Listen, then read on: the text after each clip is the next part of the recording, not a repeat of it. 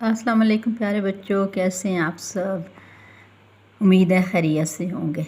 तो आइए एक सरगर्मी करते हैं। लिखा हुआ है मुदज्जा ज़ैल तस्वीर के नीचे लिखे हुए जुमलों को गया, गई और गया लगाकर मुकम्मल करें।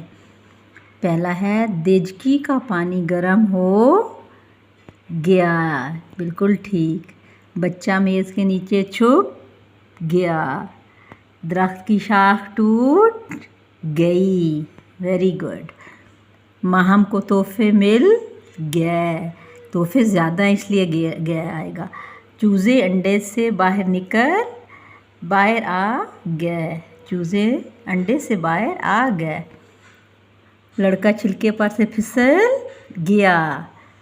खाने का वक्त हो, अब आप बताएंगे क्या होगा। खाने का वक्त हो गया।